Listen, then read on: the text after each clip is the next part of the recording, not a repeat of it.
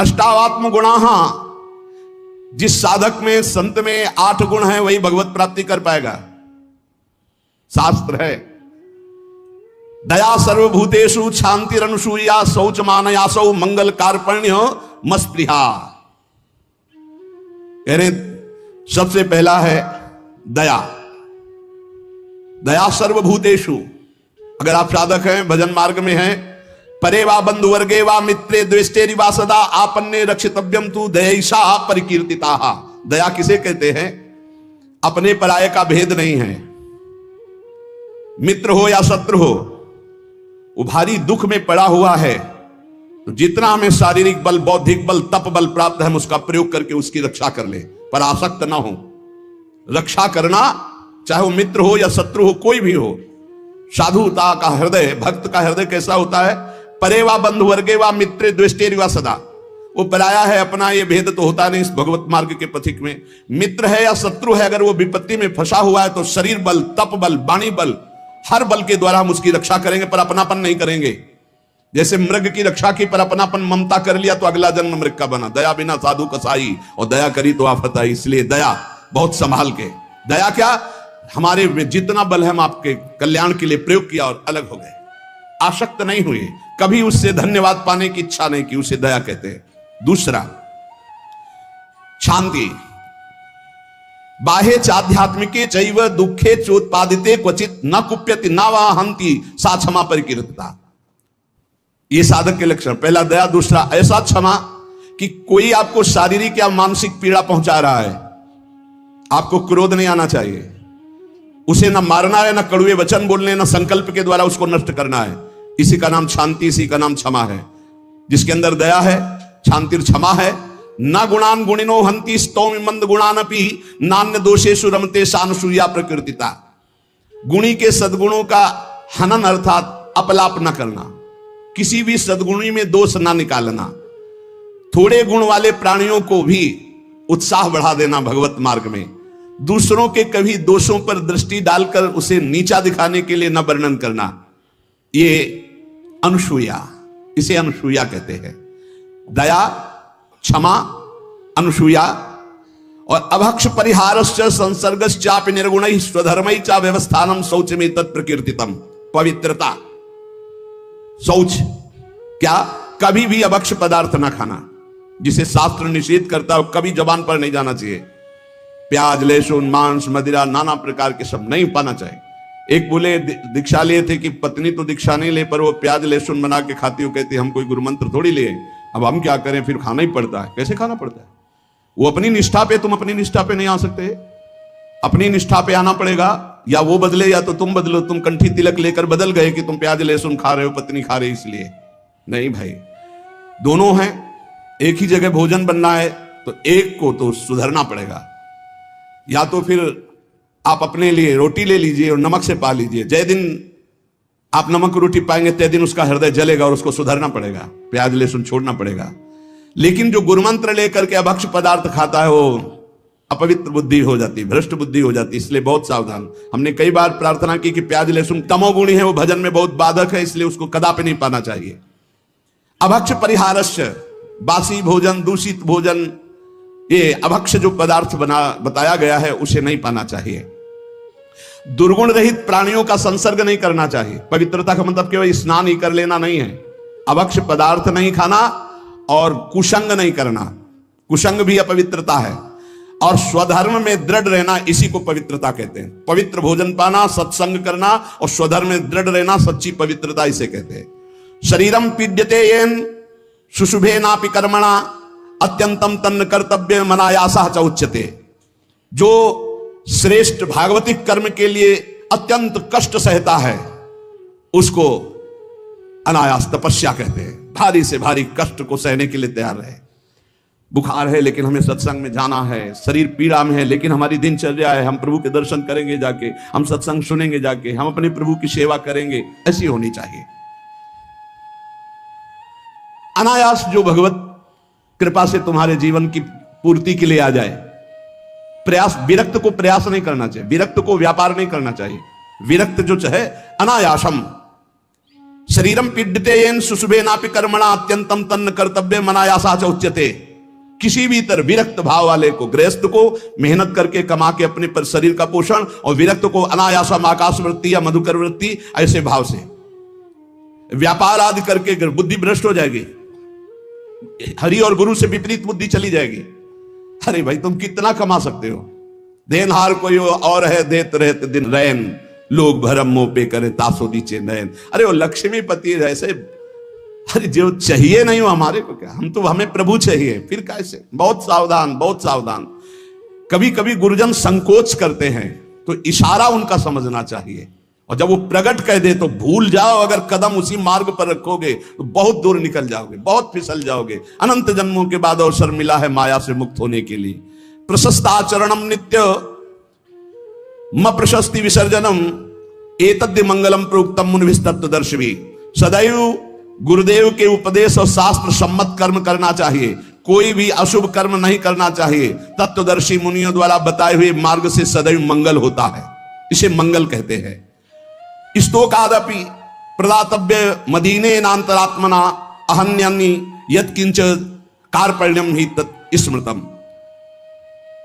अगर थोड़ी वस्तु मिली तो प्रसन्न रहो, अधिक मिली है तो प्रसन्न रहो, किसी भी स्थिति में असंतुष्ट मत रहो। प्रसन्नता ही सबसे बड़ी उपलब्धि है। संतुष्टायन केनवा, हर स्थिति में प्रसन्न रहना सीखो। मंगलम और अकारपण्यम और अस्पृहा यथालाभे न संतोषा कर्तव्यो हृथ वस्तुना परस्याचिंतित्वार्थम सा स्पृहा परिकीर्तिता। कभी दूसरे से इच्छा मत करो, कभी दूसरे के वैभव की याचना मत करो। जब प्रभु को आपको देना होगा तो बिना मांगे दे देंगे। संतोष धन धारण करो, अस्पृहा, ये जिसमें होते हैं उसे भगवत प्राप्ति होती है। पहला है दया, दूसरा है क्षमा, फिर तीसरा है अनुसूया, चौथा है शौच पवित्रता, फिर अनायास जीवन की पूर्ति, और मंगल कार्पण्य और स्पृहा रहे। ये दीनता नहीं होनी चाहिए भोगों के लिए, किसी से इच्छा नहीं होनी, और निरंतर भगवत चिंतन। अब कह रहे हैं कि ये 10 बातें भगवत मार्ग के पथिक को त्याग देनी चाहिए। परद्रव्येष्वभिध्यानम, दूसरे के धन का अपहरण करने की वृत्ति, चाहे विरक्त हो चाहे गृहस्थ हो। परद्रव्येष्वभिध्यानम मनसानिष्ट चिंतनम, जो मन से भी दूसरे के धन का चिंतन करने लगता है तो खुद उसका अनिष्ट शुरू हो जाता है। शास्त्र की बात मान लो, जिम हरि शरण न एको बाधा, सुखी मीन जहां नीर अगाधा। तुम भगवान से विमुख होकर जिस पाओगे। पर द्रव्येष्वभिध्यानम, ये मायावी लोग मिल जाते हैं। अगर धन का चिंतन करोगे मिल जाएंगे। बहुत बहुत मारा घूम रहा है रुपया, रुपया के लिए भगवत मार्ग, चाहे गृहस्थ हो चाहे विरक्त। रुपया कोई भगवत प्राप्ति नहीं कराता, केवल भोग देता है। तो भगवान जैसे रखें वैसे धर्म पूर्वक चलो, अन्याय पूर्वक या चिंतन पूर्वक नहीं। चिंतन नहीं धन का, चिंतन हरि का। मनसानिष्ट चिंतनम, चिंतन करोगे तुम्हारा अनिष्ट कर देगा रुपया। ये संसारी पुरुष नहीं समझ, रात दिन उसी के चिंतन करते हैं, तभी डिप्रेशन में पहुंच जाते हैं। नाना प्रकार की कुभावनाएं प्रकट होने लगती है। जिसको इस जन्म में परमानंद की अनुभूति करनी है उसको सावधान। पारुष्य अनृतम चैव पैशून्यम चापि सर्वशा। अगर परलोक की प्राप्ति करनी, परम धाम जाना है, तो आप चुगली करना, निंदा करना, दूसरे की बातें करना छोड़ दो। दूसरे के धन का चिंतन, अपहरण करना छोड़ दो। मिथ्या भाषण, परनिंदा और असंबद्ध प्रलाप ये साधक में नहीं होना चाहिए। असंबद्ध प्रलाप, चुगली, निंदा ये जबान में नहीं होना चाहिए। और कह रहे हैं अदत्तानाम उपादानम हिंसा चैवा विधानता परदारोप सेवा चा शारीरम त्रिविधम स्मृतम। बिना किसी के दिए हुए किसी वस्तु का स्पर्श मत करो। देने पर भी तब देखो कि तुम्हारे योग्य है कि नहीं। और परदार रति, चूंकि ये गृहस्थ या विरक्त कोई भी भगवत प्राप्ति के लिए चले, उसके लिए किसी भी परदार रति, दूसरे की स्त्री के प्रति तनिक भी लगाव नहीं होना चाहिए काम भाव का। अगर काम भाव का जरा भी लगाव है तो तुम्हारा पतन हो जाएगा। बहुत विचित्र समय कलिकाल का प्रभाव चल रहा है, इस पर दृष्टि ही नहीं जा रही। ये जो व्यभिचार प्रवृत्ति है इसको एक मनोरंजन मान लिया गया है, इसको एक खिलवाड़ मान लिया, इसे एक सीमा में रखा गया है, एक सीमा में रखा। पाणी ग्रहण संस्कार कर स्वीकार करके फिर धर्म पूर्वक चलो, वैराग्य हो जाएगा। अधर्म पूर्वक चलोगे आसक्त हो जाओगे। परदार रति ये नरक प्राप्ति का हेतु है। इसलिए उपासक जो भगवत प्राप्ति करना चाहता है अशुभ कर्मों से बचे, परदार रति से बचे, किसी भी तरह से जो अपवित्र वस्तु दी जाए उसको स्पर्श न करे। हमारे लिए क्या पवित्र है? विरक्त के लिए हम भगवत मार्ग के प्रतीक है, जितना हमें चाहिए उतना मांग लेंगे, जो नहीं चाहिए वो हमारे लिए सब अपवित्र, हमें नहीं चाहिए, नहीं चाहिए। और गृहस्थ के लिए धर्म पूर्वक कमाई हुई वस्तु किसी के दान दक्षिणा या किसी का यह ऐसा स्वीकार न करे, बहुत हानिकारक होता है। दोषै प्रयुक्ता शरीरेण प्रवर्तमानो हिंसास्ते प्रसिद्धो मैथुनान्याचरति। जो दोषों को स्वीकार करके इस मार्ग में चलता बहुत बुरी तरह चारों खाना चित्त गिरता है परमार्थ में। कई तरह के मैथुन होते हैं, उन मैथुनों से बचे। अष्ट मैथुनों का वर्णन आया है। ये कुकर्म आचरण करने वाला कभी भगवत प्राप्ति के मार्ग में अग्रसर ही नहीं हो सकता। इसलिए शास्त्र है बहुत सावधानी से, गृहस्थ हो चाहे विरक्त, अगर शुद्ध सच्चिदानंद का आनंद लेना चाहते हो, दुखों से अपने आप को बचाना चाहते हो, तो हर प्रकार के मैथुनों से बचने की चेष्टा करें। पर पीड़यन दूसरे को कभी दुख न दे। मिथ्या भाषण, कशोर भाषण, ये सब कुकर्म के अंतर्गत ही आता है। परद्रोह, अन्याय पूर्वक परद्रव्य ग्रहण नास्तिकता पैदा कर देता है। परद्रव्य अन्याय पूर्वक ये नास्तिकता पैदा कर देता है, भगवान से बिल्कुल विमुख कर देता है। भगवान छूट गए तो सब मिला मिलाया, सब प्राण छूटने के बाद कुछ नहीं तुम्हारे पास। भगवान है तो सब कुछ है, नास्तिकता ना आने पावे। परद्रव्य ग्रहण से अन्याय पूर्वक, न्याय कहते हैं जो धर्म शास्त्र आज्ञा करते हैं, अन्याय पूर्वक धन ग्रहण करना ये नास्तिकता पैदा कर देता है। नास्तिकता क्यों आई है? क्योंकि पापाचरण है, तभी नास्तिकता आती है। उपासक को सावधानी पूर्वक दुष्संग से बचना चाहिए। दुष्संग कई तरह का होता है। यदि दुर्जनों का संग मिल जाए तो जैसे 10 वर्ष सत्संग करने से आप उज्जवल हुए, तो 10 दिन का दुर्जन का संग आपको नष्ट कर देगा। तो कहते दुर्जनस्य ही संगेन सुजनोपि विनश्यति प्रसन्नम जलमित्याहु कर्दमयी कलुषी कृतम। जैसे अति निर्मल जल बहुत दिनों में होता है, हिलन डुलन नहीं हुई, धीरे धीरे वो शांत निर्मल होता है, लेकिन उसमें जो ही कोई घुसेगा तो पूरा मलिन हो जाएगा। ऐसे ही मन को निर्मल करने में बहुत समय लगता है, लेकिन दुर्जन का संग चरित्र दूषित करके हृदय को मलिन कर देने में बिल्कुल देर नहीं लगती। इसलिए दुर्जनस्य ही संगेन सुजनोपि विनश्यति। बड़े बड़े सज्जन पुरुषों का नाश भी दुर्जन पुरुषों के संग से हो जाता है। एक बार यदि दुर्जन का संग हो जाए तो निकलना मुश्किल होता है। बड़े बड़े सज्जनों के हृदय में भगवत मार्ग पर अविश्वास पैदा करके नास्तिक बना दिया दुर्जनों ने। जब दुर्जनता का संग हो जाता है तो वो दुर्जन पुरुष बड़े बड़े सज्जनों के प्रति भी दोष दर्शन करता है। जैसे लोगों के साथ रहा जाता है, जैसे लोगों की बात सुनी जाती है, जैसे लोगों से हम बात करते हैं, वैसा स्वभाव बन जाता है। जब दुर्जनों का संग हो जाता है तो बड़े बड़े सिद्ध साधु के पास भी वो कुछ लाभ नहीं ले पाता, केवल दोष दर्शन करता है। स्वभाव उसका बन जाता है दोष दर्शन का। इसलिए भ्रमादपि तु दुष्टानाम संगः या कुरुते जना समर्था पुनस्त्यक्तुम तत्र विनिहन्यते। यदि भूल से भी दुष्ट का संग हो जाए तो तत्काल संग त्याग कर दो, नहीं वो नष्ट कर देगा। दुष्ट की पहचान, जिसके संग से भगवत स्मरण छूट जाए, जिसके संग से कुवासनाएं बढ़ने लगे, उसी का संग दुष्ट संग कहा जाता है। ये जितने तीर्थ यातन है, एक भक्त का अपराध कर दो 1 मिनट में नष्ट हो जाएंगे। भक्तन निंदात बुरी भूल करे जिन कोय के सुकृत बहु जन्म के क्षण में दारे खोए। तो बोले रो पड़े और कहा मेरा जन्म न हो ऐसा उपाय है आपके पास? क्योंकि अब मैं 85 वर्ष का हूं। हाँ है। पहली बात तो ये अभिमान छोड़ो कि आपने भारत के तीर्थों का भ्रमण करके बड़ा पुण्य कमाया।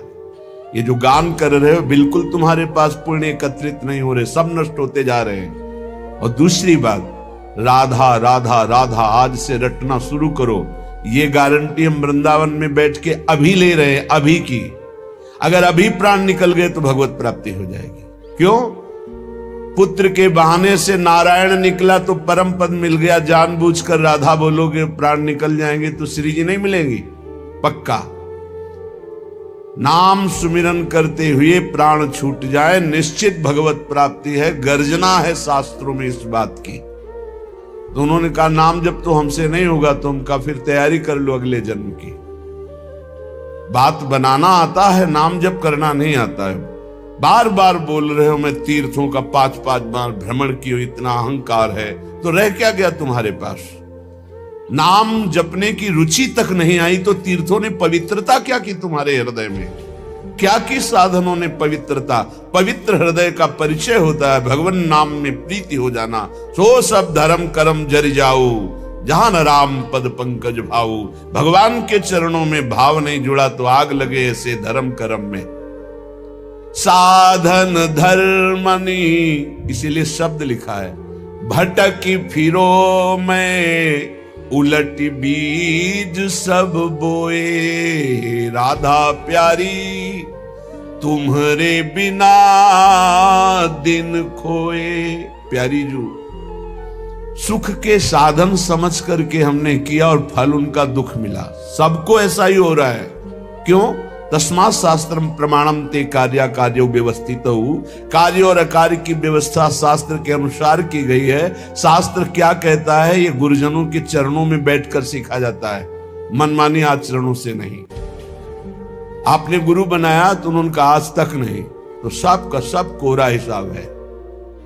बिना गुरुदेव का आश्रय लिए कोई आवागमन चक्र से मुक्त हो सकता है? चाहे भगवान शंकर जैसा ज्ञानी हो, ब्रह्मा जैसा चतुर विवेकी हो, चाहे शिव विरंच सम होई, गुरु बिनु भवनिधि तरह न कोई। गुरुदेव के चरणों का आश्रय लिए बिना अविद्या पर विजय प्राप्त करना असंभव है।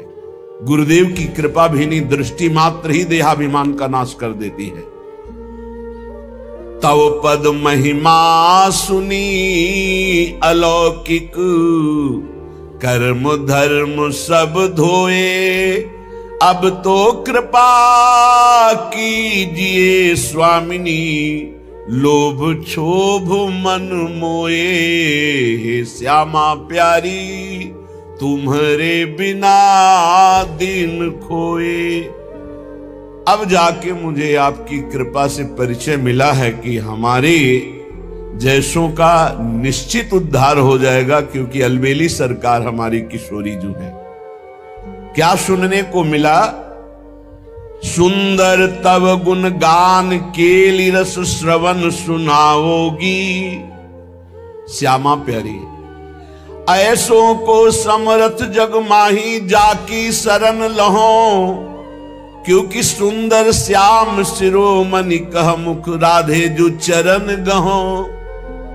कौन ऐसा है जो मुझ साधनहीन को भी परम पद प्रदान कर दे? सुनने को मिला कि श्याम सुंदर भी आपके चरणों को पकड़ कर कहते हैं कि हे किशोरी जू, मैं आपके चरणों की शरण में हूं। तो अब मेरी बात समझ में आ गई। तव पद महिमा सुनी अलौकिक, कर्म धर्म सब धोए। अब तो कृपा कीजिए स्वामिनी, लोभ क्षोभ मन मोए। श्यामा प्यारी तुम्हारे बिना दिन खोए। ये महिमा जब से सुनी कि स्वयं लालजू महाराज आपके चरणों में मोर मुकुट पधराते हैं और लालजू के चरणों में अनंत ब्रह्मांडों के लोकपाल ईश्वर कोटि के महापुरुष वंदना करते हैं। वो लालजू रुचिर शिखंडम हरिम बंदे, वो आपके गोरे चरणों में जब मस्तक पधराते हैं तो अब मैं किसी और का आश्रय नहीं लूंगा। तव पद महिमा सुनी, रसघन मोहन मूर्तिम विचित्र केली महोत्सवोल्लसितम, राधा चरण विलोडित रुचिर शिखंडम हरिम बंदे। जब ये महिमा सुनी कि आपके श्री चरणों में तो स्वयं अखिल कोटि ब्रह्मांडों के ईश्वर श्री लालजू महाराज मोर मुकुट झुकाते हैं, तो लाडली जो अब सब धर्म कर्मों का आश्रय छोड़कर एकमात्र आपके चरणों का आश्रय ले लिया। अब तो कृपा कीजिए स्वामिनी, लोभ क्षोभ मन मोए, अली माधुरी की बन गई है, बस दया दृष्टि के जोए, श्री श्यामा प्यारी तुम्हारे बिना दिन खोए। हे प्यारी जी, अब तो सब धर्म कर्म छोड़कर एकमात्र आपके चरणों का भरोसा आश्रय ले लिया। अब तो कृपा कर दो। मुझे ये विश्वास है कि आपकी एक कृपा भीनी दृष्टि से हमारा सब काम बन जाएगा। लाडली जू, कैसे विनय सुनाऊं? मेरे को तो आता भी नहीं विनय करना। तुम बिन काशो विनय कहो, क्योंकि विनय वही करता है जिसको महिमा पता होती। मुझे तो आपकी संपूर्ण महिमा पता ही नहीं, कैसे विनय सुनाऊं और किसको सुनाऊं? बस इतनी आपसे प्रार्थना जरूर है कि कहीं ना कहीं रसिकों की कृपा से अब एक बात हृदय में आ गई कि अब आपको प्राप्त करना है।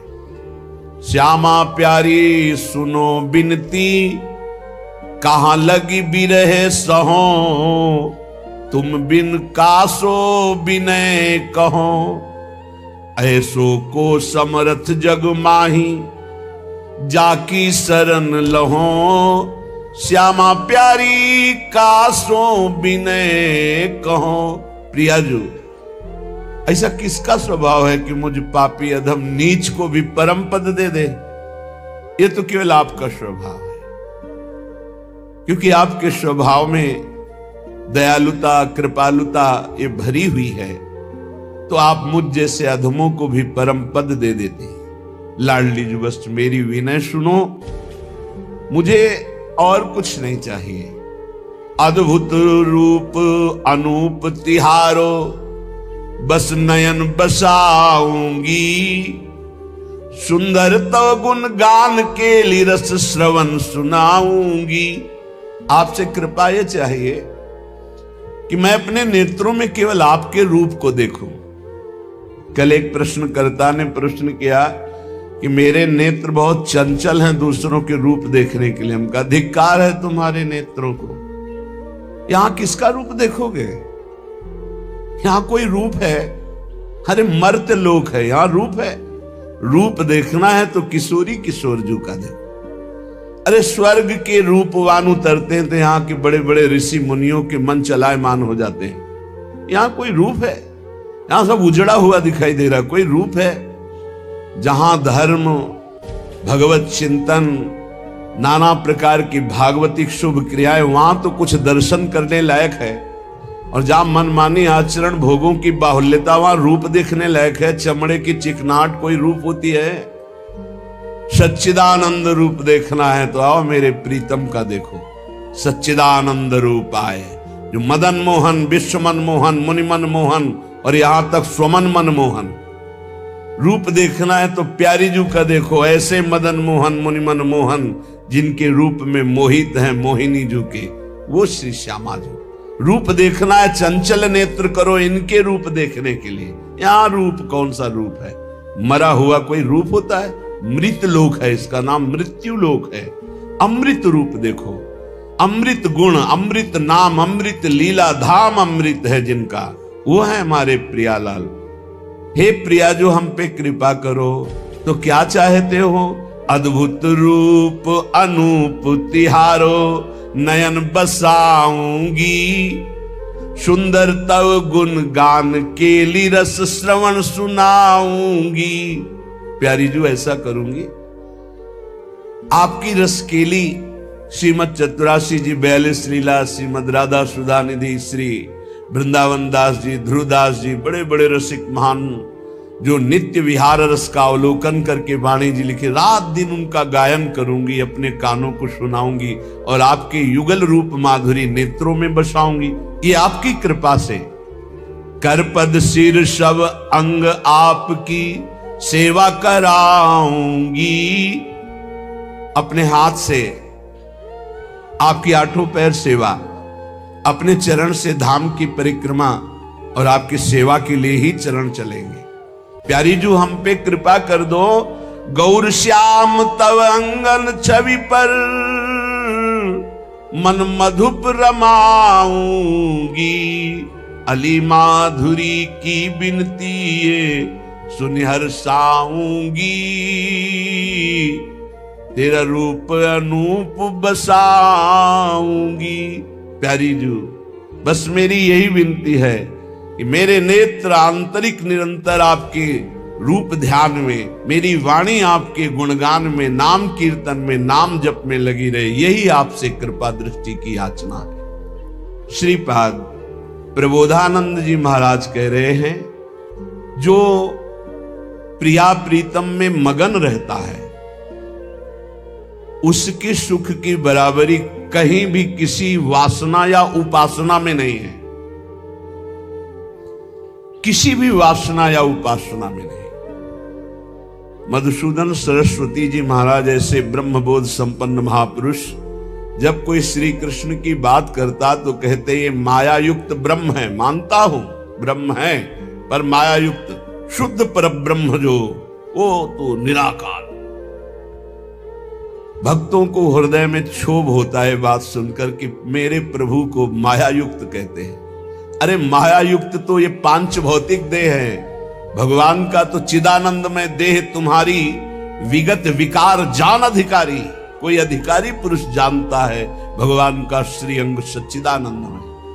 भक्तों ने प्रार्थना करी, महाराज एक बार तो रूप माधुरी इनको दिखा दो। और हृदय निर्मल ब्रह्मबोध संपन्न महापुरुष तो पूर्ण परम पवित्र, किंचन मात्र भी मलिनता हृदय में नहीं। हमारे लाल बिहारी ने शोभा प्रकट की, देखा ना देखने की इच्छा रखने वाले को भी दिखा दिया। पावन यमुना का तट है, कदम्ब का वृक्ष है, फूला हुआ कदम्ब है, सुगंध से भोरे मतवाले होकर